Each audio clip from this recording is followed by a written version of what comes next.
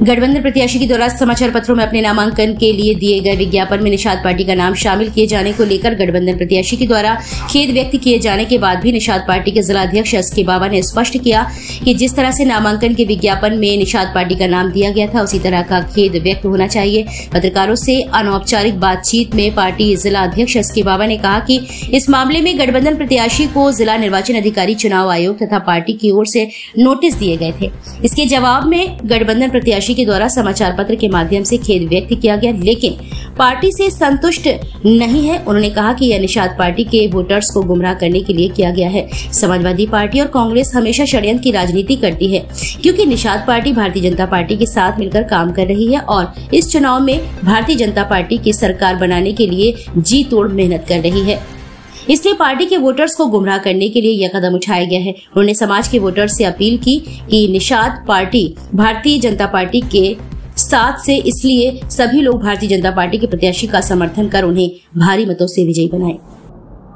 जनाते कि आपने पहले कहा था कि हम प्रदीप जैन को नोटिस देंगे, उन्होंने अपना पार्टी का नाम छापा था समर्थन, क्या हुआ उस पूरे मामले में? नोटिस भी जारी हुआ है और चुनाव आयोग से भी नोटिस पहुंचाया है और डीएम साहब ने भी कार्रवाई की है और आज से शायद विज्ञापन पेपर में भी आया है कि प्रदीप जैन जी को नोटिस जारी हुआ है और चुनाव आयोग की तरफ से आज पुष्टि हुई है न्यूज़पेपर के द्वारा। गठबंधन प्रत्याशी की तरफ से कुछ आया है? नहीं, गठबंधन प्रत्याशी की ओर से आज पेपर में निकला है, खंडन निकला है, जो कि ये सामने है खंडन, ये निकाला छोटा सा, जो कोई पढ़ भी नहीं सकता है इसको, छोटा सा।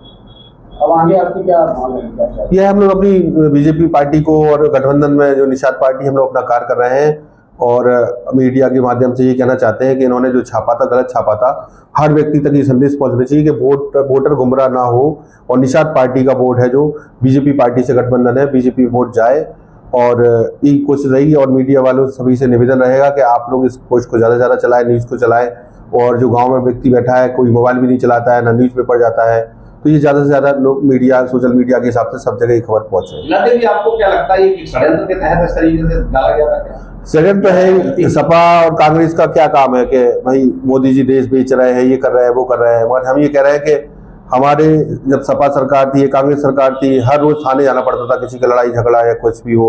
आज 5-5 साल हो जाते, 5 बार थाने नहीं जाना पड़ता है, क्योंकि कोई लड़ाई झगड़े नहीं हो रहे हैं कहीं पे, ना कोई जमीन पे कब्जा हो रहा है, ना कुछ हो रहा है, बल्कि हम लोग को और धमकाया जा रहा है, ठीक है, ना ही कोई पुलिस हम लोग को प्रोटेक्शन दे रही है। मंत्री जी पे भी कुछ दिन पहले हमला हुआ था और इस तरह हम लोग भी विरोधी पार्टियों की नज़र पर हैं।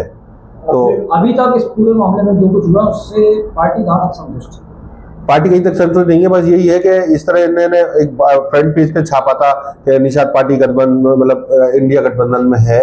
हम चाहते हैं कि ये उसी तरह से फिर से छापे कि हाँ ये हमसे गलती हुई है, किसी और ने गलती की है, षड्यंत्र जो भी है, और उनका माफीनामा आने से क्या हो जाएगा। पार्टी हाईकमान का क्या कहना है? पार्टी हाईकमान का कहना यह है कि भाई आप अपने उच्च स्तरीय डीएम जो चुनाव आयोग को शिकायत है वो क्या कार्रवाई करते हैं, उनकी वजह से बैठे हैं। समाज के वोटरों से क्या कहना चाहिए? समाज के वोटरों से ही कहना चाहते हैं कि भाई निषाद पार्टी बीजेपी के साथ है और ये कहना चाहते हैं कि ज़्यादा से ज़्यादा लोग बूथ स्तर पे, ब्लॉक स्तर पे निषाद पार्टी के लिए काम करें। और हमारा काम है इस बार मोदी सरकार 400 पार और 400 से और भी पार हो।